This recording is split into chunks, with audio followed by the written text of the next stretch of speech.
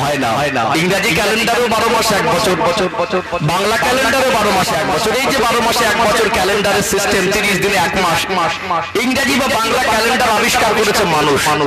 কিন্তু যেদিন থেকে আসমান জমিন সৃষ্টি হয়েছে, আল্লাহর কোরআনের কথা অনুযায়ী সূরা তাওবার 36 নম্বর আয়াত অনুযায়ী আল্লাহ ঠিক করেছেন যে 12 মাসে 1 বছর, এটা আল্লাহর গণনায় আল্লাহ ঠিক করে লিপিবদ্ধ করেছেন। বলুন সুবহানাল্লাহ। ইংরেজি বা বাংলা তারিখ পরিবর্তন হয় রাত 12টার পরে। কোন মাস 28, 29, 30, 31, 32 হয়ে থাকে। কিন্তু আমরা যে ধর্মীয় দৃষ্টিকোণ থেকে আমাদের যে 12 মাস আছে, মুহররম থেকে শুরু করে জিলহজ পর্যন্ত, এটা বছরের প্রথম মাস, মুহররম মাস। এই তারিখের সম্পর্ক চাঁদের সঙ্গে। কিসের সঙ্গে?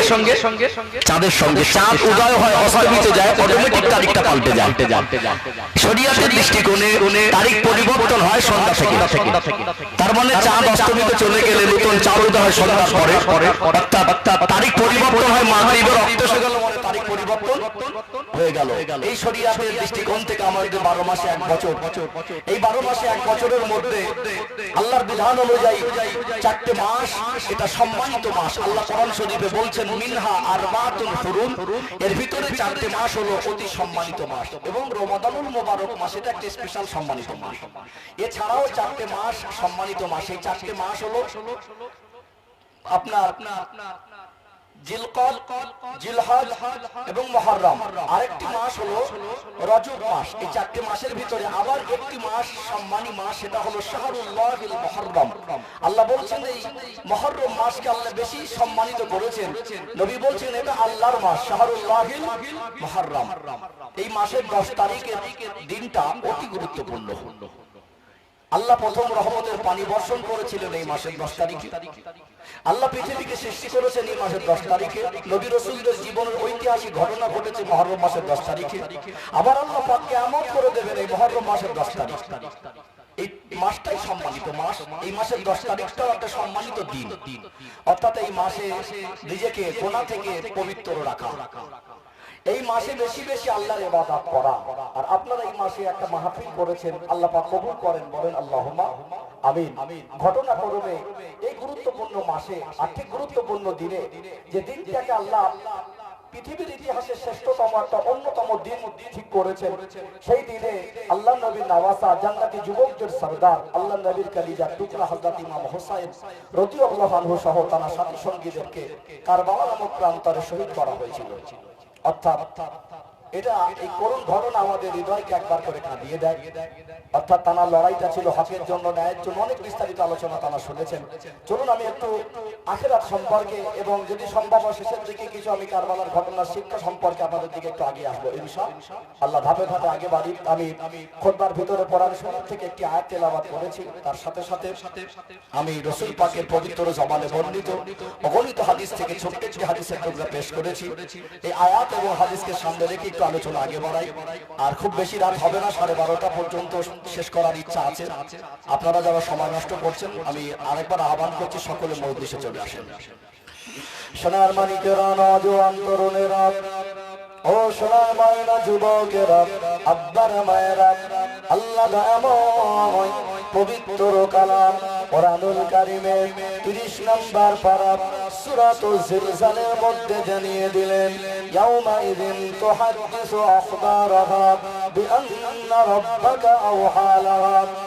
আল্লাহ পাক জানিয়ে দেন কঠিন বিচারের দিবসে, সোজা ছিল কঠিন দিবসে, কঠিন বিচারের দিবসে, কিয়ামতের ময়দানে আমার আল্লাহ সেদিন জমিনকে হুকুম দেবেন, আল্লাহর এই জমিন আমার আপনার জীবনের গুনার জন্য সাক্ষী দিতে থাকবে। এই দুনিয়ার জমিনে আমরা বিচরণ করছি, ভূমিষ্ঠ হয়েছি। এই দুনিয়া জমিনে আমার আপনার ইন্তেকালের পরে এই দুনিয়া জমিনে দাফন করা হবে। এই দুনিয়া জমিনে আমরা যা কিছু করছি, দুনিয়ার মানুষের চোখে ফাঁকি দিয়ে, দুনিয়ার মানুষের চোখের আড়ালে গুনাহ করলেও এই জমিনকে ফাঁকি দেওয়া সম্ভব নয়। এই জমিন যদি আমার আপনার গুনার সাক্ষী দেয়, এই জমিনে বিচারণ করা অবস্থায় আল্লাহকে ভয় করে জীবনটাকে পরিবর্তন করা দরকার আছে না নেই? এই দুনিয়ার জমিন হলো অস্থায়ী, আল্লাহর ডাক এসে যাবে। রাজা বাদশাহ নেতা মন্ত্রী যত বড় বাদশাহ হোক, যত বড় দুনিয়ার মস্তান হোক, আল্লাহর ডাক ফিরিয়ে দেওয়ার ক্ষমতা পৃথিবীর কোন শক্তির নেই। মানুষ মরণকে ভুলে গেছে, মানুষ কবরকে ভুলে গেছে, খাটিয়ার কাফনকে ভুলে গেছে। আর 24টা ঘন্টা জীবন থেকে পার হয়ে যায়, একটা সপ্তাহ একটা মাস পার হয়ে যায়, একটা বছরও কারো জীবন থেকে পার হয়ে যায়। ওই মানুষটা কবরে কি নিয়ে যাব, কি আমাল করেছি, কঠিন বিচার দিবসে আল্লাহ পাকের সামনে কি নিয়ে দাঁড়াবো, এইটুকু চিন্তা করার সময় মানুষের হয় না। দেখছেন মানুষের জীবনে কেমন যেন হয়ে গেছে। এক একটা মাস পার হয়ে যাচ্ছে, একবার উজুও করে না, একবার দরুদ শরীফও পড়ে না, পাশে মসজিদ, জুমার নামাজও যায় না। আখিরাত ভোলা হয়ে গেছে। আমাদের এই যুব সমাজকে সোশ্যাল মিডিয়া গিলে খেয়ে ফেলেছে। আমাদের যুব সমাজকে Facebook, YouTube, internet, screen touch, বড় বড় মোবাইল এদের জীবনের অধিকাংশ সময় খেয়ে নিচ্ছে। আল্লাহ পাক যদি গড় 60 বছর হায়াত দেন, তো একটা মানুষ যদি 8 ঘন্টা করে ঘুমায়, তো 3-এর 1 ভাগ ঘুমিয়ে যায়, 3-8টা 24। 60 বছরের ভিতরে একটা মানুষ মোটামুটি 20 বছরের মতো ঘুমে কাটায়। তারপরে বাকি জীবন দেখুন। আমাদের জীবনের প্রতিনিয়ত 5 ঘন্টা, 6 ঘন্টা, 8 ঘন্টা মোবাইলের পিছনে ব্যয় হচ্ছে। প্রতিনিয়ত মোবাইলের পিছনে ব্যয় করে দিচ্ছে। কিভাবে যে সময়গুলো ব্যয় হয়ে যাচ্ছে আমরা হিসাব মেলাতে পারছি না। মোবাইল ধরলে 1 ঘন্টা, মোবাইল ধরলে 1 ঘন্টা, অথচ আমাদের জীবনের একটা সপ্তাহ পার হয়ে গেল, এক ওয়াক্ত নামাজ পড়লাম না, অথচ একটা দিন পার করতে পারি না মোবাইল ছাড়া। আমাদের জীবনটা কত কঠিন জায়গায় দাঁড়িয়ে গেছে। ও ভাইজানেরা, সোনার মানিক যুবকেরা, আপনারা মায়েরা, নবী আমার সোনা জবানে বললেন, আসহাবিকান নুজুম বিআইয়িহিম ইক্তাদাইতুম ইহতাদাইতুম। আমার এক একটা সাহাবা হলো নক্ষত্রের সমতুল্য। কোন একজন সাহাবার জীবন আদর্শ যদি ফলো করো, হেদায়েত পেয়ে যাবে। আমার নবী সাহাবায়ে কেরামদের জীবন কিভাবে পরিবর্তন হয়েছিল, তারা আখিরাতকে কিভাবে প্রাধান্য দিয়েছিলেন, দুনিয়া জীবনকে তারা কেমন তুচ্ছ মনে করেছিলেন, তাদের অন্তরে, তাদের কলিজা, তাদের হৃদয়ের মধ্যে আল্লাহ এবং রাসূলের ভালোবাসাটাকে কেমন ভাবে জায়গা দিয়েছিলেন, একটু যদি তুলে ধরি অবাক হয়ে যাবেন। আল্লাহ নবীর একজন সাহাবীর কথা মনে পড়ে যায়, যার নাম হলো হযরত মুসাব ইবনে উমাইর রাদিয়াল্লাহু আনহু। তারা জীবন পরিবর্তনের ঘটনা শুনলে আমার আপনার জীবন পরিবর্তন করার জন্য শিক্ষা গ্রহণ করাটা সহজ হয়ে যাবে। নবী আমার নবুয়ত পেয়ে মক্কার জমিনে কলেমার বাণী প্রচার করতে শুরু করলেন। আল্লাহ নবী যেদিন থেকে মক্কার জমিনে কলেমার বাণী প্রচার শুরু করেছিলেন, আমার রাসূলুল্লাহ দুশমন তৈরি হয়ে গেল। মক্কার বড় বড় লিডাররা, মক্কার বড় বড় কাফেররা, আবু জেহেল, আবু লাহাব, উতবা, সাইবা, উমাইয়া, এরা সকলে আমার রাসূলুল্লাহ বিরোধিতা শুরু করে দিল। আল্লাহ নবী চরম ঘাত প্রতিঘাতের ভিতর থেকেও আল্লাহ দেওয়া মহান দায়িত্ব থেকে তিনি পিছে হটলেন না। আমার রাসূলুল্লাহ কলেমার বাণী প্রচার করতে শুরু করলেন। আল্লাহ নবী যখন কলেমার বাণী প্রচার করছেন, অল্প কিছু সংখ্যক মানুষ গোপনে গোপনে আমার নবীর নূরের হাতে হাত দিয়ে ঈমানের কলেমা পড়ে মুসলমান হয়ে গেলেন। জোরে বলুন সুবহানাল্লাহ। প্রাথমিক পর্যায়ে নবীর জীবনে কলেমা প্রচারের প্রেক্ষাপটটা অত্যন্ত কঠিন ছিল, চতুর্দিকে দুশমনে ভরা। সেই সময় মক্কার জমিনে সম্ভ্রান্ত একটা কোটিপতি পরিবারের ছেলে, যার নাম হলো মুসাব ইবনে উমাইর রাদিয়াল্লাহু আনহু। তারা জীবনীতে লেখা হলো, এত ধনী পরিবারের সন্তান, এত ভোগবিলাসের জীবন ছিল, একটা জামা একবার পরে খুলে দিত, মন হতো তা দ্বিতীয়বার পরতো, না হতো তার পরার প্রয়োজন মনে হতো না। সে যদি মনে করতো বছরে 365 দিনে 365টা জামা পরবো, সে পরতে পারতো। আজকে আমরা আতর খোল ব্যবহার করি, মক্কার জমিনে তখনকার দিনে সবথেকে উন্নত মানের পারফিউম আতর খোলবুটাস ব্যবহার করত। আজকে আমরা উন্নত ফোর হুইলার গাড়ি চাপি, দামি দামি গাড়ি আছে, তখন তো ইঞ্জিন চালিত কোনো গাড়ির সিস্টেম ছিল না। তখনকার দিনে দামি দামি ঘোড়া, সেই জমানায় সব থেকে দামি ঘোড়ায় চড়ে বেড়াতো। তখনকার সময়ের কোটিপতি পরিবারের সন্তান, তার চেহারাটাকে আল্লাহ এত সুন্দর করেছিলেন, চেহারা সঙ্গে আমার রাসূলুল্লাহর চেহারার সঙ্গে হুবহু মিল ছিল। জোরে বলুন সুবহানাল্লাহ। ও ভাইজানেরা, সোনার মানিক যুবকেরা, আপনারা মায়েরা, এই মুসাব ইবনে উমাইর রাদিয়াল্লাহু আনহু তার কাছে সংবাদ চলে গেল, আমার রাসূলুল্লাহ মক্কা জমিনে কলেমার বাণী প্রচার করছে। একদিকে যেমন আমার নবীকে আবু জেহেল, আবু লাহাব, উতবা, সাইবা, রাবিয়া, উমাইয়া ইবনে খালদ এরা বড় বড় কাফের বিরোধিতা শুরু করছে। অপরদিকে আমার রাসূলুল্লাহর কথাটা মক্কা জমিনের অলি গলিতে সমালোচনা হচ্ছে, কলেমার বাণী প্রচার হচ্ছে। কোটিপতি পরিবারের সন্তান হযরতে মুসাব ইবনে উমাইর রাদিয়াল্লাহু আনহুর মনে প্রশ্ন উদয় হলো, তিনি কেমন নবী, কেমন কলেমার বাণী প্রচার করছেন। একবার তার কাছে যাব, আল্লাহ নবীর কাছে গিয়ে ইসলাম সম্পর্কে জানবো। এই কোটিপতি পরিবারের সন্তান হযরত মুসাব ইবনে উমাইর রাদিয়াল্লাহু আনহু আমার রাসূলুল্লাহকে অনুসন্ধান করতে লাগলেন। নবী আমার বসেছিলেন দারে আরকামে একজন সাহাবীর ঘরে। আল্লাহ নবী আল্লাহ নবী হুজুর আমার সাহাবায়ে কেরাম রিদওয়ানুল্লাহ তাআলা আলাইহিম আজমাইন হুজুরদেরকে নিয়ে আরকাম রাদিয়াল্লাহু আনহুর বাড়িতে বসে বসে শরীয়তের জ্ঞান দান করছিলেন, ইসলামের শিক্ষা দিচ্ছিলেন। খোঁজাখুঁজি করে হযরতে মুসাব ইবনে উমাইর রাদিয়াল্লাহু আনহু আমার রাসূলুল্লাহর কাছে পৌঁছে গেলেন। দূর থেকে আমার আপনার নবী, দয়ার নবী, মায়ার নবী, পূর্ণিমার চাঁদের মতো চমকানো চেহারাটা দেখে ফিদা হয়ে গেলেন। কদম তুলে আগাতে লাগলেন। আমার রাসূলুল্লাহর মজলিসে বসে বললেন, আমার রাসূলুল্লাহর চেহারা মোবারক আল্লাহ দয়াময় যেমন সুন্দর করেছিলেন, আমার রাসূলুল্লাহর কথাগুলোকে আমার আল্লাহ আরো বেশি সুন্দর করেছিলেন। জোরে বলুন সুবহানাল্লাহ। যেমন চেহারা সুন্দর, তোমার রাসূলুল্লাহর কথা শুনলে জান ঠান্ডা। সাহাবারা বলতেন, ক্ষুধার জ্বালা যন্ত্রণা নিয়ে আমার রাসূলের চাঁদ মুখটা দেখলে আমাদের ক্ষুধার জ্বালা যন্ত্রণা নিবারণ হয়ে যেত। জোরে বলুন সুবহানাল্লাহ। মনে দুঃখ, কষ্ট, বেদনা, মানসিক টেনশন সবকিছু মনের মধ্যে একটা কষ্ট, ব্যথা জমা থাকতো। আল্লাহ রাসূলের কাছে যেতাম, নবীর মুখে দুটো মিষ্টি কথা শুনলে মনের কষ্টগুলোকে আল্লাহ নিবারণ করে দিতেন। এই মুসাব ইবনে উমাইর রাদিয়াল্লাহু আনহু কোটিপতি পরিবারের সন্তান, সেই দামি ঘোড়ায় চাপা ছেলেটা আমার রাসূলুল্লাহর দরবারে গিয়ে হযরত আরকাম রাদিয়াল্লাহু আনহুর বাড়িতে আমার নবী সাহাবায়ে কেরামদের নিয়ে বসেছিলেন। আমার রাসূলের মজলিসে বসে পড়লেন।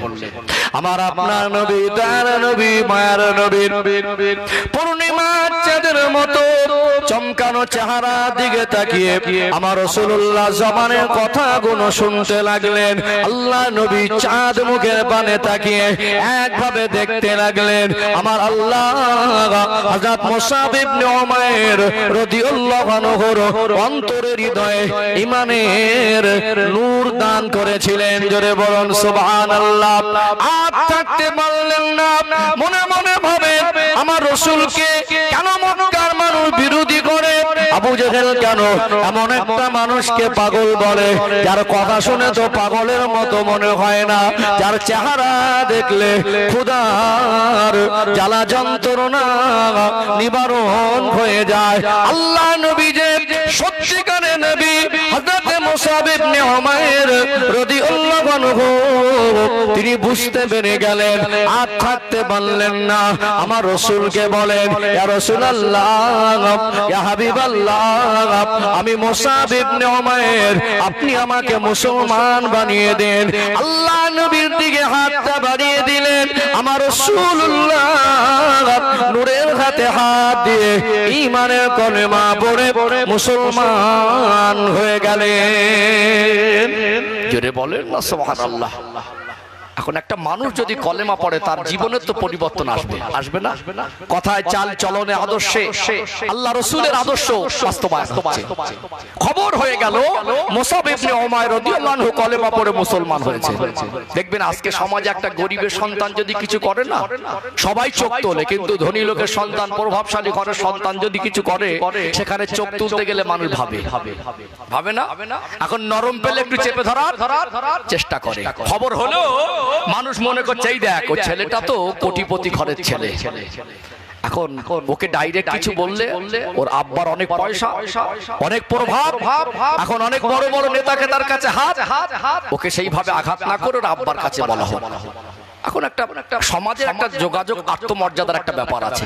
তো মুসাব ইবনে উমাইর রাদিয়াল্লাহু আনহু আব্বার কাছে মক্কা তখনকার লিডাররা, ইসলামের দুশমনরা গিয়ে বলল, দেখো তোমার ছেলে মুসাব ইমানের কলেমা পড়ে মুসলমান হয়েছে, আমরা শুনেছি। আজ যদি আমরা চুপ করে থাকি, একটা প্রভাবশালী ঘরের ছেলে সে যদি কলেমা পড়ে মুসলমান হয়, আমরা যদি প্রতিবাদ না করি, বাধা না দেই, তাহলে এর দেখা দেখি আরো প্রভাবশালী ঘরের সন্তানরা যখন ইমানের কলেমা পড়ে মুসলমান হবে, আমরা তখন আটকাতে পারবো না। তুমি তোমার ছেলেকে সাবধান করো। তার আব্বা ভাবতে লাগলো, মুসাব রাদিয়াল্লাহু আব্বা ভাবতে লাগলো যে সত্যি তো তাই, আমার ছেলে যদি সত্যিকারে কলেমা পড়ে আর আমি যদি তাকে বাধা না দেই, একটা সময় প্রভাবশালী ঘরের সন্তানরাও কলেমা পড়ে মুসলমান হবে। সামাজিক একটা চাপে পড়ে গেল। জীবন পরিবর্তন কাকে বলে দেখুন, আল্লাহকে রাসূলকে ভালোবাসা কাকে বলে দেখুন, ভোগ বিলাসের জীবন ছেড়ে দিয়ে আখিরাতকে প্রাধান্য দেওয়া কাকে বলে দেখুন। আজকে আমাদের জীবনে আখিরাতের প্রাধান্য জিনিসটা একেবারে নেই বললেই চলে। ও ভাইজানেরা, সোনার মানিক যুবকেরা, আব্বারা মায়েরা, হযরত মুসাব রাদিয়াল্লাহু আনহুর আব্বা সামাজিক চাপে পড়ে গেল। হযরত মুসাব ইবনে উমাইর রাদিয়াল্লাহু আনহুর মাকে বলল, তোমার ছেলে যদি বাড়ি আসে, ছেলেকে বলে দাও, সাবধান করে দাও, আর জানো দয়ার নবী, মায়ের নবী মুহাম্মদুর রাসূলুল্লাহ সাল্লাল্লাহু আলাইহি ওয়াসাল্লামের কাছে না যায়। ঘরে আসলেন আমার রাসূলুল্লাহ সাহাবী হযরত মুসাব ইবনে উমাইর রাদিয়াল্লাহু আনহু, মা ডেকে বলেন, ও আমার কলিজার টুকরা সন্তান, ও বাবা মুসাব, কি শুনছি কান কান, মক্কার অলি গলিতে খবর হয়ে গেল তুমি নাকি ঈমানের কলেমা পড়ে মুসলমান হয়ে গেছো। আল্লাহ নবীর সাহাবী হযরত মুসাব ইবনে উমাইর রাদিয়াল্লাহু আনহু বললেন, আম্মা জান, আপনি ঠিকই শুনেছেন, মিথ্যা বলবো না, আমি মিথ্যা বলতে পারবো না। আল্লাহ নবীর শিক্ষা, মিথ্যা বলা যাবে না। আমি আমার নবীর হাতে হাত দিয়ে ঈমানের কলেমা পড়ে মুসলমান হয়ে গেছি। আল্লাহ নবীর সাহাবী হযরত মুসাব ইবনে উমাইর রাদিয়াল্লাহু আনহুর মা বলতে লাগলেন, ও বাবা মুসাব, তুমি আমার মাথায় হাত দিয়ে কসম করো, আর মুহাম্মদুর রাসূলুল্লাহ সাল্লাল্লাহু আলাইহি ওয়াসাল্লামের কাছে যাব না, কলেমা ত্যাগ করে দেব, নিজের ধর্মে ফিরে আসব। ওই সময় মুসাব ইবনে উমাইর রাদিয়াল্লাহু আনহু বলেছিলেন, আম্মা জান, আপনি আমার গর্ভধারিণী মা, আপনাকে আমি ভালোবাসতে পারি, আপনাকে আমি সম্মান করি, তবে নূর নবী, তার নবী, মার নবীকে আমি মুসাব এত বেশি ভালোবেসে ফেলেছি, আমি আপনার মাথায় হাত দিয়ে কসম করতে পারবো না, আমি সব ছেড়ে দিতে পারি, আমি আমার রাসূলুল্লাহকে আর আল্লাহকে এক মুহূর্ত ভুলতে পারবো না। জোরে বলেন না সুবহানাল্লাহ। মা বলল, আমার মাথা হাত দিয়ে কসম করে বলা যাবে না। বললাম আমি কসম করতে পারবো না। মা রাগ করে বলছে, আজ থেকে তুই যদি আমার কথা না শুনিস, আবার যদি পুনরায় মুহাম্মদুর রাসূলুল্লাহ, সকলে বলুন সাল্লাল্লাহু আলাইহি সাল্লাম, তার কাছে যাস, আমি ভাত খাবো না। মুসাব ইবনে উমাইর রাদিয়াল্লাহু বলছেন, মা, আপনি যদি না খেয়ে মারাও যান, আমি আল্লাহ রাসূলের কাছে থেকে আমি দূরে থাকতে পারবো না। মা যখন নিজের মতো করে চেষ্টা করে বাচ্চাকে বোঝানোর চেষ্টা করে, বোঝাতে পারলো না। একটা সময় আব্বা রেগে গেল, সমাজের মানুষ চাপ দিচ্ছে, বড় বড় কাফেররা, দেখো তোমার মুসাব ইবনে উমাইরকে যদি তুমি সামাল দিতে না পারো তাহলে আমাদের সঙ্গে তোমার কোনো সম্পর্ক নেই, আর না হয় তুমি তোমার ছেলেকে কোন দায়িত্ব থেকে তোমার ছেলেকে তুমি সমাজ থেকে আলাদা করে দাও, তোমার ছেলের উপরে যা কিছু করি কিছু বলতে পারবে না, আমাদের সঙ্গে থাকলে তোমার ছেলের সঙ্গে থাকতে পারবে না, আর ছেলের সঙ্গে থাকলে আমাদের সঙ্গে থাকতে পারবে না। তার আব্বা একটা সামাজিক চাপে পড়ে গেল। আমার রাসূলুল্লাহ সাহাবী হযরতে মুসাব ইবনে উমাইর রাদিয়াল্লাহু আনহু তিনি ঘরে আসলেন, তার আব্বা রেগে গেল, মা রেগে গেল, সামাজিক চাপে পড়ে গেল। মুসাব ইবনে উমাইর রাদিয়াল্লাহু আনহুকে বলতে লাগলেন, যে ছেলে তার আব্বার সম্মান রাখে না, মায়ের কথা শোনে না, ওই রকম ছেলের দরকার নেই, আজ থেকে ঘর থেকে বেরিয়ে যা। আল্লাহ নবীর সাহাবী হযরত মুসাব ইবনে উমাইর রাদিয়াল্লাহু আনহু আমার রাসূলকে তিনি এত বেশি ভালোবেসেছিলেন, আমার রাসূলকে তিনি এত বেশি মহব্বত করেছিলেন, আল্লাহকে এত বেশি ভালোবেসেছিলেন, আমার আল্লাহকে এত বেশি মহব্বত করেছিলেন, তার মা আর আব্বাকে বলে দিয়েছিল, ও আব্বা জান, ও আম্মা জান, আজ থেকে আমার ওই ভোগ বিলাসের বাড়ির আর দরকার নেই, আজ থেকে দামি খাবারের আর দরকার নেই, আজ থেকে দামি পোশাকের আর দরকার নেই, আমি দামি ঘোড়াটাও ত্যাগ করে দিতে পারি, আমি আমার ঘর বাড়ি ত্যাগ করে দিতে পারি, আমি আমার ভোগ বিলাসের পোশাক আর খাবারটাকে ত্যাগ করে দিতে পারি, এমনকি আমার আব্বা মা থেকে আমি মুসাব আমি আলাদা হয়ে যেতে পারি, আমার আল্লাহ আর আমার রাসূল থেকে আলাদা হতে পারবো না। জোরে বলেন না সুবহানাল্লাহ। একদিকে এত ভোগ বিলাসের জীবন, সেই জীবনের সর্বস্ব ত্যাগ করে দিলেন আল্লাহকে রাসূলকে ভালোবেসে। ভালোবাসা কাকে বলে, মহব্বত কাকে বলে, সাহাবায়ে কেরামদের থেকে শিখতে হবে ত্যাগ কাকে বলে। আখিরাতকে তারা কি প্রাধান্য দিয়েছিলেন? দুনিয়ার জীবনটা অতি সংকীর্ণ, অতি অল্প সময়, অস্থায়ী জীবন, আজ আছি তো কাল নেই, চোখ বন্ধ হয়ে গেলে পরকাল, রাতের বেলা ঘুমায়, ঘুম ভাঙে তো সকাল, আর না ভাঙে তো পরকাল। ওহ, কি কঠিন সময় আমাদের জীবন থেকে যাচ্ছে। আল্লাহ রাসূল সাল্লাল্লাহু আলাইহি সাল্লাম বলেছিলেন, আমার উম্মতের মাঝে এমন একটা সময় এসে যাবে, এক টুকরা আগুন হাতে রাখা যতটা কঠিন হয়ে যাবে, আমার উম্মতের ঈমানটুকু তাদের কাছে ধরে রাখা তার থেকে বেশি কঠিন হবে। সেই সময় চতুর্দিকে ফিতনা, চতুর্দিকে গুনার কারখানা, নিজেকে হেফাজত করা বড় কঠিন হয়ে যাচ্ছে।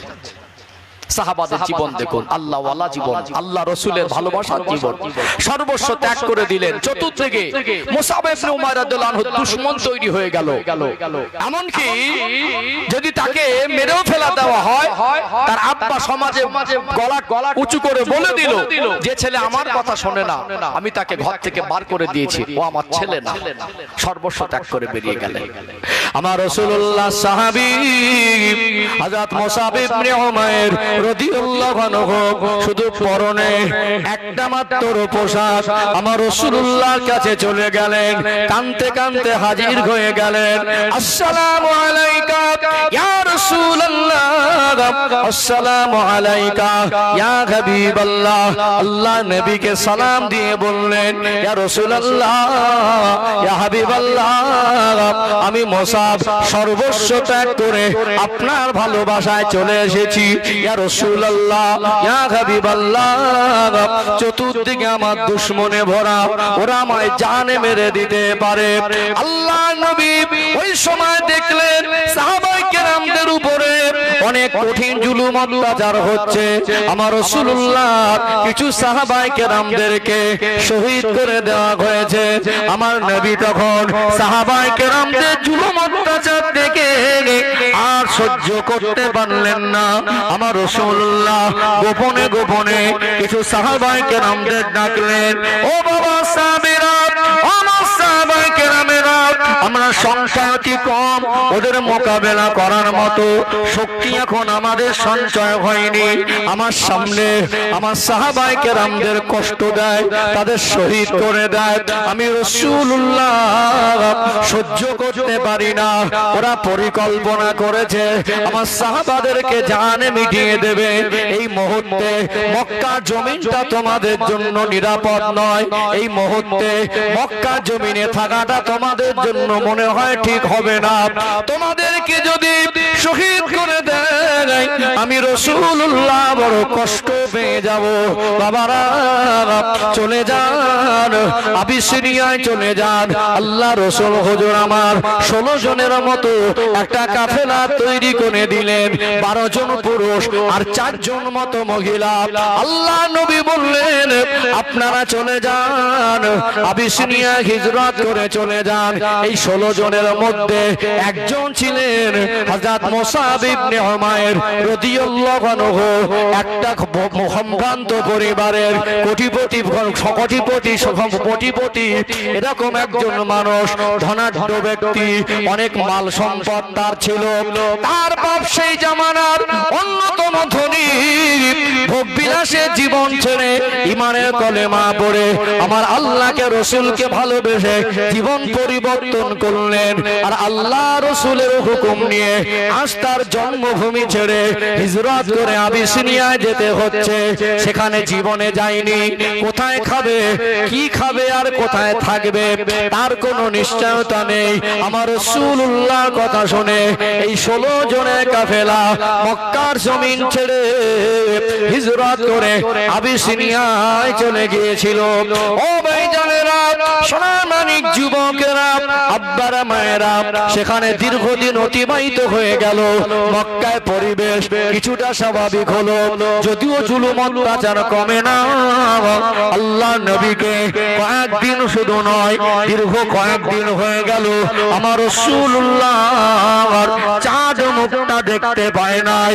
আবার আবিসিনিয়া থেকে মক্কা জমিনে ফিরে আসলেন। মক্কা জমিনে এসে আমার রাসূলুল্লাহ চাঁদ মুখটা দেখে তারা খুশি আর আনন্দিত হলেন। একটা সময় মক্কার জমিনে মদিনা থেকে কিছু মানুষ হজ পাগাদা করতে এসে আমার রাসূলুল্লাহ নূরের হাতে হাত দিয়ে ঈমানের কলেমা পড়ে মুসলমান হয়ে গেলেন। বলুন সুবহানাল্লাহ। আল্লাহ নবীকে বলেন ইয়া রাসূলুল্লাহ, ইয়া হাবিবাল্লাহ, আমরা সবে মাত্র মুসলমান হয়ে গেছি, এখন ইসলামের শিক্ষা দরকার, আমাদের জন্য শরীয়তের শিক্ষা দরকার। আপনি যদি আমাদেরকে একটা শিক্ষক হিসাবে কাউকে দিতেন, আমরা তার কাছ থেকে দ্বীন ইসলামের শিক্ষাটা পেতাম। আল্লাহ নবী আবার ডাকলেন, ও হযরত মুসাব ইবনে উমাইর, জান মদিনায় চলে যান। মদিনায় গিয়ে আমার এই সমস্ত সাহাবায়ে কেরামদেরকে দ্বীনের শিক্ষা দেবেন। আল্লাহ নবীর পক্ষ থেকে তানাকে শিক্ষক হিসাবে মদিনা জমিনে প্রেরণ করা হয়েছিল। জোরে বলুন সুবহানাল্লাহ। মদিনার জমিন আমার নবী হিজরত করে যখন গিয়েছিলেন, এই ঘটনা সকলেরই জানা। মদিনার অলি গলিতে আমার রাসূলের ভালোবাসার মানুষ ছিল, ছোট ছোট বাচ্চারা পর্যন্ত আমার রাসূলকে দেখার জন্য রাস্তার ধারে লাইন দিয়ে দাঁড়িয়েছিল। আমার রাসূলের সম্মানার্থে যে কবিতা পাঠ করেছিল, তালা আল বাদরু আলাইনা মিন সানিয়াতিল ওয়াদাই ওয়াজাবা শুকরু আলাইনা মাদা লিল্লাহি দাই। গোটা মদিনার জমিনে যুবকরা পাহাড়ের চূড়ায় উঠছিল, কে আমার রাসূলের চাঁদ মুখটাকে দেখতে পায়। আমার রাসূল তো সর্বপ্রথম মদিনা আসছেন। সেই 6 বছর বয়সে মায়ের সঙ্গে নানার বাড়িতে একবার এসেছিলেন। সেই 6 বছর বয়স, আর আল্লাহ রাসূল এবারে দ্বিতীয়বার যাচ্ছেন। আমার রাসূলের তখন যে হিজরতের সময়কালে 53 বছর বয়স। কত বছর? 53 বছর বয়সে নবী হিজরত করছেন। এত ভালোবাসার মানুষ কোথায় পেলেন? এই মুসাব ইবনে উমাইর রাদিয়াল্লাহু আনহু তার ভোগ বিলাসের জীবন ছেড়ে, তার বাবা মার অগাধ সম্পদের বিল্ডিং বালাখানার লালসা ছেড়ে, সেই দামি ঘোড়া ছেড়ে সবকিছু ত্যাগ করে ইসলামের জন্য শুধুমাত্র পরনার পোশাকটা পরে আমার রাসূলের কাছে চলে এসেছিলেন। তার জীবনের সময়টা ইসলামের জন্য ব্যয় করতে লাগলেন। আল্লাহ নবী হিজরত করার আদেশ দিলেন, আবিসিনিয়ায় চলে গেলেন। সেখানে দীর্ঘদিন কাটিয়ে আবার মক্কা আসলেন। আল্লাহ নবী পুনরায় তানাকে আবার মদিনায় প্রেরণ করলেন, সেখানে চলে আসলেন। মদিনার অলি গলিতে গিয়ে শুধু আমার নবী যে সাহাবাদেরকে দ্বীনের শিক্ষা দিতে পাঠিয়েছিলেন, তাদেরকে শুধু শিক্ষা দিয়েছিলেন এমন নয়, মদিনার অলি গলিতে গিয়ে কলেমার বাণী প্রচার করে মদিনার মানুষের অন্তরে আমার রাসূলুল্লাহর ভালোবাসা তৈরি করে দিয়েছিলেন। জোরে বলুন সুবহানাল্লাহ। এই মুসাব ইবনে উমাইর রাদিয়াল্লাহু আনহু, তার চেহারা মোবারকটা আমার রাসূলুল্লাহর চেহারার সঙ্গে মিল ছিল। আমার নবী যখন হিজরত করে মদিনায় গেলেন, মদিনার মানুষের ভালোবাসায় মুগ্ধ হয়ে গেল। এই মদিনার মানুষের কাছে মুসাব ইবনে উমাইর হুজুরের অনেক বেশি খেদমত ছিল।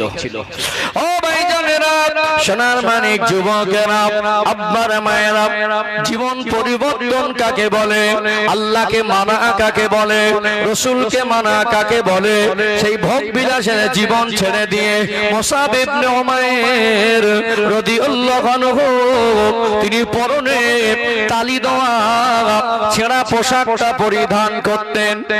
আল্লাহ নবী হুজুর আমার মদিনার মসজিদে নববী শরীফে সাহাবায়ে কেরামদের নিয়ে বসে আছেন। এমন সময় আল্লাহ নবীর মজলিসে একজন সাহাবাকে আসতে দেখলেন। ওই সাহাবা অন্য কেউ নয়, তিনি হলেন আমার রাসূলুল্লাহ সাহাবা হযরত মুসাব ইবনে উমাইর রাদিয়াল্লাহু আনহু। আমার আপনার নবী হযরত মুসাব ইবনে উমাইর রাদিয়াল্লাহু আনহুর চেহারার দিকে তাকিয়ে তার নূরের চোখ থেকে টপ টপ টপ টপ করে পানি টুসা গড়িয়ে যায়। আল্লাহ নবী সাহাবারা অবাক হয়ে গেলেন। আমার রাসূলুল্লাহ চাঁদ মুখে পানে তাকিয়ে দেখছিলেন, আমার নবী দিনের কথা আলোচনা করছিলেন। হঠাৎ আমার নবীর চোখে পানি। আমার রাসূলুল্লাহ বলেন, ও আমার সাহাবারা, আমার চোখে কেন পানি তোমরা কি জানো? দেখো দেখো, আমি রাসূলুল্লাহ আমার দেখা এমন ভোগ বিলাসের জীবন থেকে পরিবর্তন হয়েছে। আমার মুসাব ইবনে উমাইরকে আমি দেখেছি মক্কার সবথেকে দামি পোশাকটা সে পরতো, সব থেকে দামি ঘোড়ায় সে চড়তো, সব থেকে ভোগ বিলাসের খাবার সে খেত। আজকে আল্লাহকে রাসূলকে ভালোবেসে আমার মুসাব ইবনে উমাইরের জীবনটা এতটা পরিবর্তন হয়ে গেছে। আজকে তার পরনে একটা পোশাক আছে, ওটাও ছেঁড়ার তালি দেওয়া।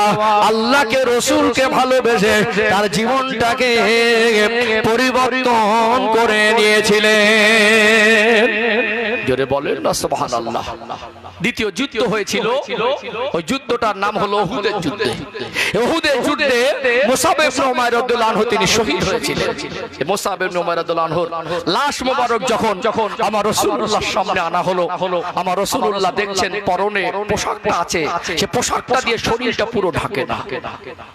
মাথার দিকে ঢাকলে পায়ের দিকটা খোলা, আর পায়ের দিকে ঢাকলে মাথার দিকটা খোলা। আল্লাহর নবী বললেন মুসাব ইবনে উমাইরের পায়ের দিকটা ঢেকে দাও। সেদিন বললেন সাহাবারা, দেখো জীবন্ত জীবন মুসাব ইবনে উমাইরের জীবন। আমি রাসূল দেখেছি এমন একটা কোটিপতি পরিবারের সন্তান, আল্লাহকে আর রাসূলকে ভালোবেসে তার জীবনটাকে সে এতটা পরিবর্তন করেছে। আজকে আল্লাহর ডাকে শহীদ সারা দিয়ে সে শহীদ হয়ে গেল ইসলামের জন্য। আজকে তার পরনে একটা ছোট ছোট পোশাক।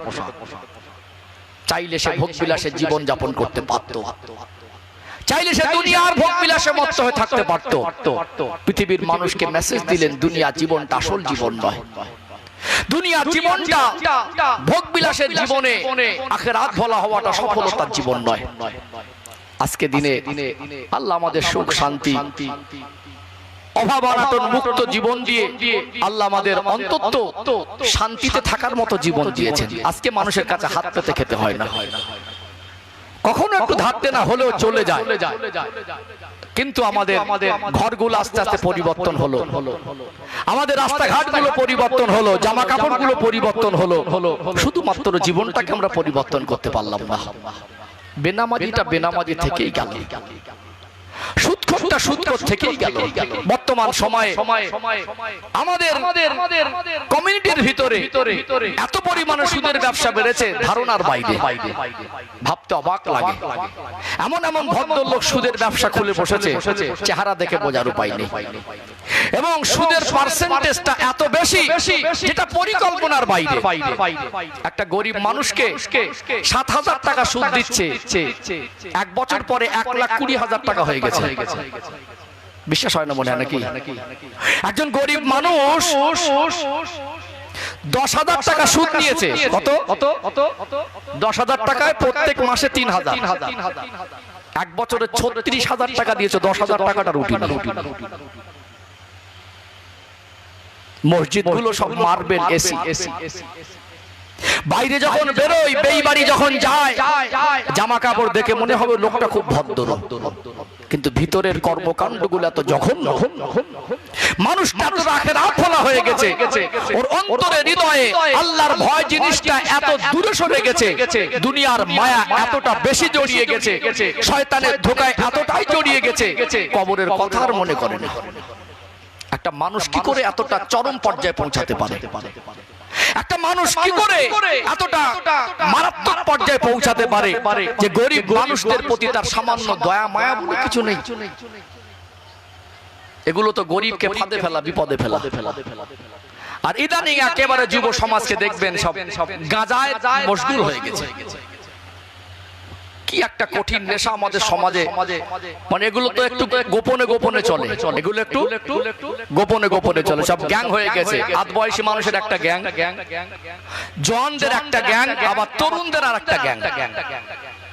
মসজিদগুলো আজান হচ্ছে, বিশ্বাস করুন, আল্লাহকে সাক্ষী রেখে বলছি, কবরস্থানের পাঁচিল পাশে বসে বসে গাঁজা টানছে।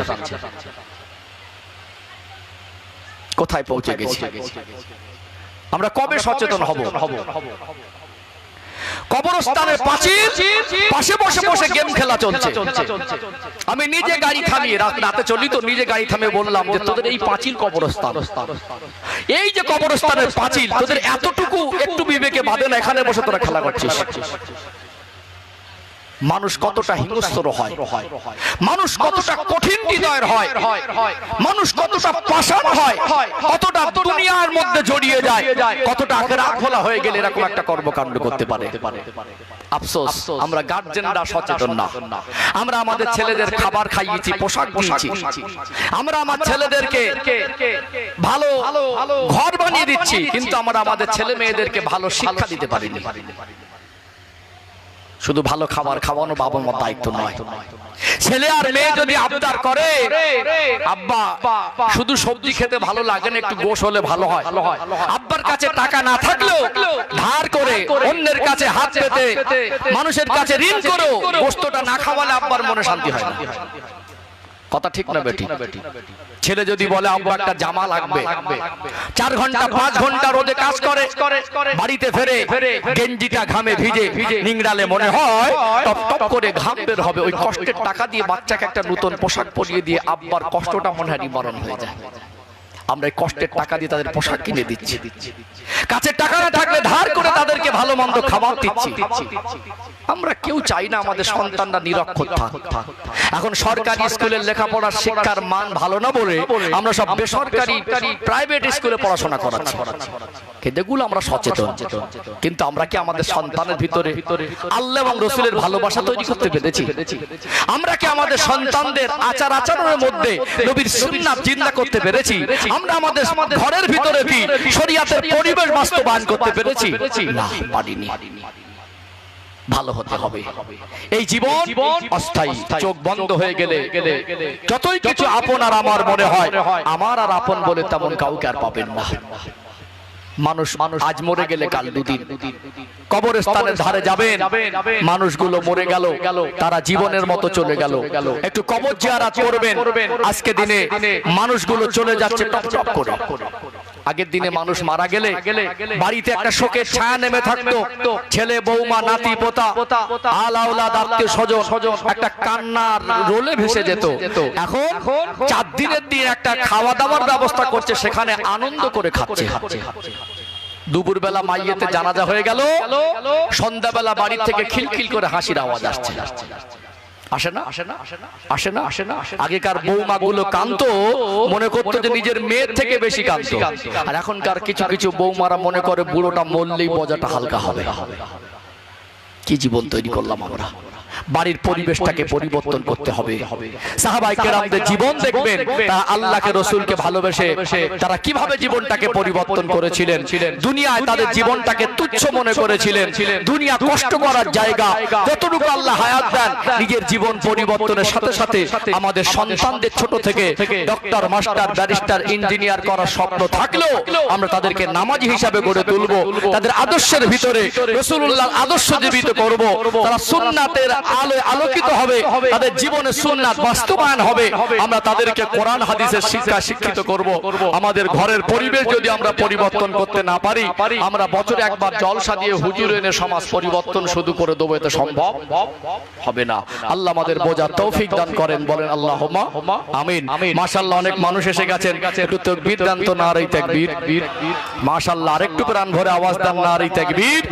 সিলসিলায়ে হক মুজাদ্দিদে জামান হিজবুল্লাহ শিবুলতলা গ্রামবাসী বিন্দু, এই মাহফিলের কমিটির সাহেবানগণ, নারে তাকবীর। সম্মানিত ভাইরা, আমি আরেকজন সাহাবার জীবন আদর্শ থেকে আরেকটু আলোকপাত করব। তার আগে একটু মাঝে মাঝে দরুদ শরীফ না পড়লে মজলিসের হক আদায় হয় না, দরুদ শরীফ না পড়লে রহমত বর্ষণ হয় না। একটু নবীর শানে মহব্বতে দরুদ শরীফ, আল্লাহুম্মা সাল্লি আলা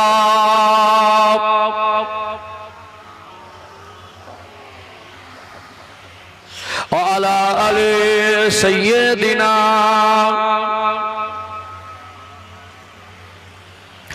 हब्बे अहमद जुल्फी सीने में है, मैं हूँ मेरा दिल मदीने में है। फूल तो फूल काटूं क्या हुस्न है, लुत्फ जन्नत से बढ़कर मदीने में है। अल्लाहुम्मा सल्ले अला मौलाना मुहम्मद व अला आले सय्यदिना। इन हवाओं से कह दो न आए इधर, मुझको खुशबू की कोई जरूरत नहीं, जिनके खुशबू से महका सारा जहां, खुशबू नबी के पसीने में है। अल्लाहुम्मा सल्ली अला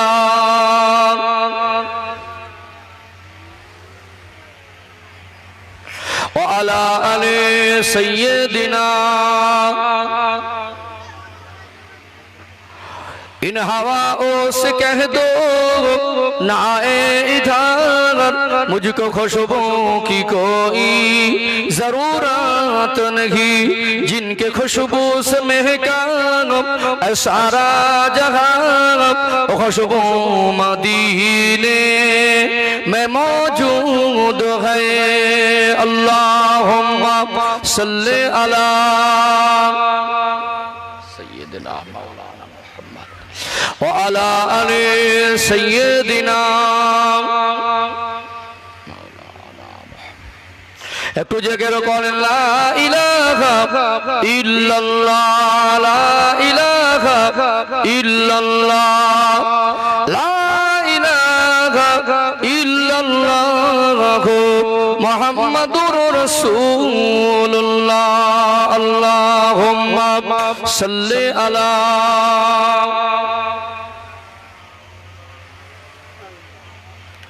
ওয়া আলা আলি সাইয়্যিদিনা।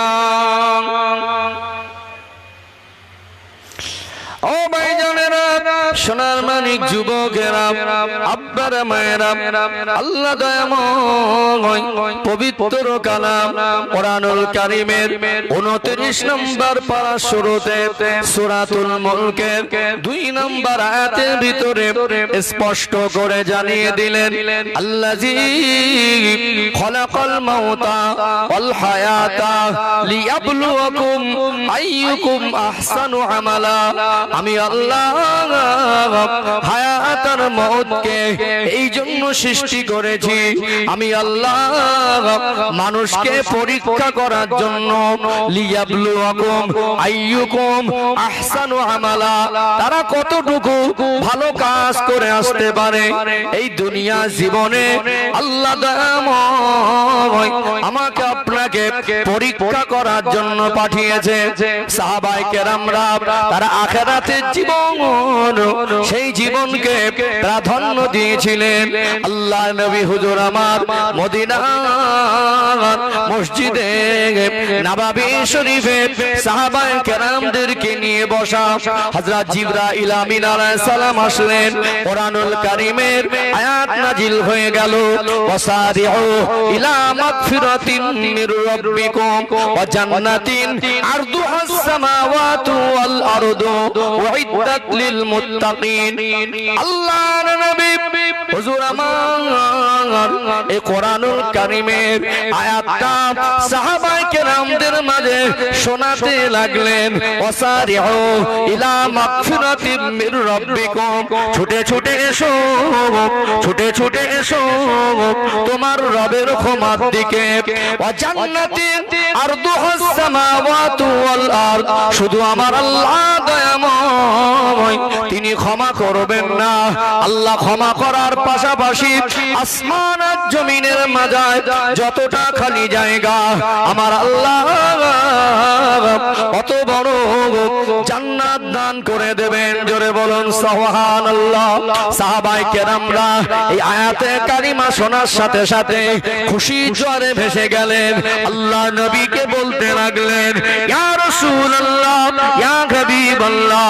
আল্লাহ পাক বলছেন ছুটে ছুটে এসো তোমার রবের ক্ষমার দিকে আল্লাহ শুধু ক্ষমা করবেন না আসমান আর জমিনের মাঝে যতটা খালি জায়গা আল্লাহ পাক ওর থেকে আরো বেশি বড় জান্নাত দেবেন কি করলে ক্ষমা পাবো কি করলে জান্নাত পাবো যদি জীবনে ক্ষমা পেয়ে যাই যদি এই জীবনে জান্নাতের ফয়সালা হয়ে যায় এর থেকে বড় চাওয়া এর থেকে বড় পাওয়া এর থেকে বড় সৌভাগ্যের আর কিছু হতে পারে না আল্লাহ নবী বললেন ও সাহাবায়ে কেরামেরা ক্ষমার জান্নাত শুধু শুধু হবে না নিজের ঘর বাড়ি বিবি বাচ্চা এগুলো ত্যাগ করতে হতে পারে জানমাল ত্যাগ করতে হতে পারে সাহাবায়ে কেরামরা বললেন ইয়া রাসূলুল্লাহ ইয়া হাবিবাল্লাহ দুনিয়ায় যা জানমাল কামিয়েছি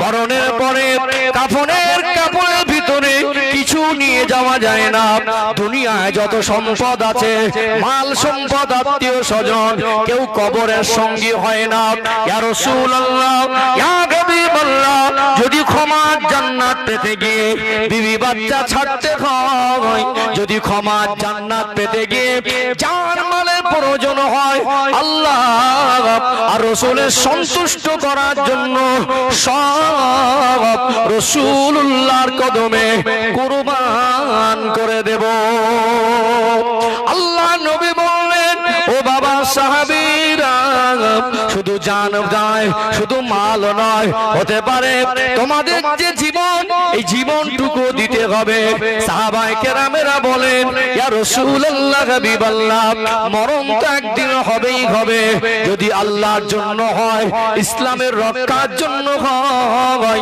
যদি আল্লাহর জন্য হয় রাসূলুল্লাহর মহব্বতে হয় ওটা যদি শাহাদাত হয় এর থেকে বড় সৌভাগ্যের আর কিছু নয় আল্লাহ নবী বললেন মক্কার কাফেররা তারা ষড়যন্ত্র করেছে ইসলামের ইতিহাসে প্রথম যুদ্ধে বদরের যুদ্ধে তারা লাঞ্ছিত হয়ে পরাজিত হয়ে ক্ষতিগ্রস্ত হয়ে তারা মক্কায় ফিরে গিয়েছিল আবার তারা মুসলমানদের মিটিয়ে দেওয়ার জন্য ইসলামকে মিটিয়ে দেওয়ার জন্য আবার তারা দলবল নিয়ে আসছে আল্লাহর জন্য, ইসলামের জন্য, শরিয়াতের জন্য যুদ্ধের ময়দানে যাওয়া লাগবে। আল্লাহ ঘোষণা দিলেন, অসারিউ ইলা মাগফিরাতিন মির রাব্বিকুম ওয়া জান্নাতিন আরদুহাস সামাওয়াতু ওয়াল আরদ। এই জিহাদের ময়দানে যাওয়ার জন্য যারা নাম লেখাবে আল্লাহ তাদেরকে শুধু ক্ষমা করবেন না, ক্ষমা করার পাশাপাশি আল্লাহ দয়াময় জান্নাতি ঘোষণা করে দেবেন। আসমানের জমিনের মাঝে যতটা খালি জায়গা অত বড় জান্নাত নসিব হয়ে যাবে। সাহাবায়ে কেরামরা নাম লেখাতে শুরু করলেন, লিস্ট চলছে। কিন্তু ওই মজলিসে একজন সাহাবী ছিলেন যার নাম হলো হযরত ইকরিমা রাদিয়াল্লাহু আনহু। তার পারিবারিক অবস্থাটা এমন ছিল, তার একটা 6 বছরের বাচ্চা ছিল যার নাম হলো আবু বাসির। হযরত আবু বাসির রাদিয়াল্লাহু আনহু 6 বছরের একটা বাচ্চা, না তার স্ত্রী হায়াতে ছিলেন না, এই বাচ্চাটাকে দেখভাল করার মতো পরিবারে কেউ ছিলেন। একমাত্র বাচ্চাটাকে দেখভাল করার জন্য তিনি দেখভাল করতেন। একদিকে ভাবলেন আল্লাহ রাসূলের সাহাবায়ে কেরামদের সঙ্গী হয়ে ইসলামের জন্য জিহাদের ময়দানে যাব, কিন্তু আমার এই 6 বছরের বাচ্চাকে আমি কার হাওয়ালা রেখে যাব? একদিকে চিন্তা করতে লাগলেন, একদিকে আমার বাচ্চা আর একদিকে আমার জন্য ক্ষমা জান্নাতের সুসংবাদ, দুটানে পড়ে গেলেন। সাহাবারা নাম লেখাচ্ছেন, কষ্টে বুকটা ফেটে যাচ্ছে। আমি যে নামটা লেখাবো যদি যেতে না পারি, আমার বাচ্চাটাকে আমি কার হাওয়ালা রেখে যাব? আবার ভাবছেন আমার বাচ্চাকে যদি দেখি তাহলে আমার নসিবে ক্ষমার জান্নাত হবে না, সাহাবারা সব যাবেন আর আমি যেতে পারবো না। মনটা বড় খারাপ হয়ে গেল, মনটা বড় খারাপ অবস্থা। আস্তে আস্তে বাড়ি ফিরে গেলেন। হযরত ইকরিমা রাদিয়াল্লাহু আনহু ছোট বাচ্চা হযরত আবু বাসিরকে বুকে জড়িয়ে ধরে আর চোখের পানি ধরে রাখতে পারলেন না। চোখের কোণা থেকে টপ টপ টপ টপ করে পানি একটু গড়িয়ে যায়। ছোট বাচ্চা, কম বেশি 6 বছরের মতো বয়স।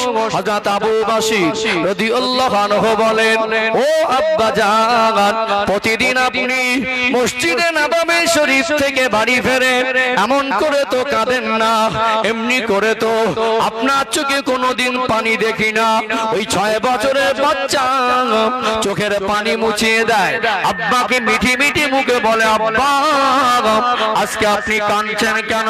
ছোট বাচ্চা ঠোঁটে মুখে চুমা দিয়ে বলে, ও বাবা আবু বাসির, আমার রাসূলুল্লাহর সব সাহাবারা জিহাদের ময়দানে যাবে।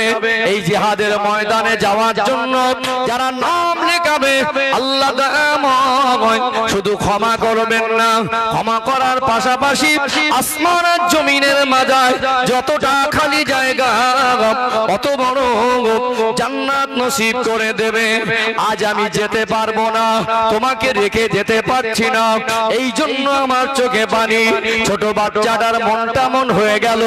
আব্বা চোখের পানি দেখে হযরত আবু বাসির রাদিয়াল্লাহু আনহু বললেন, ও আব্বা জান, আপনি আমার জন্য কাঁদছেন, আপনি আমার জন্য কাঁদবেন না। আপনি যান, আপনি আমাকে আল্লাহর হাওয়ালা রেখে যান, আপনি চলে যান। আল্লাহ রাসূলের সাহাবাদের যে নামের লিস্ট চলছে ওই লিস্টে নামটা লিখিয়ে দেন। ছোট বাচ্চার কথা শুনে মনটা শান্ত হয়ে গেল। ছুটে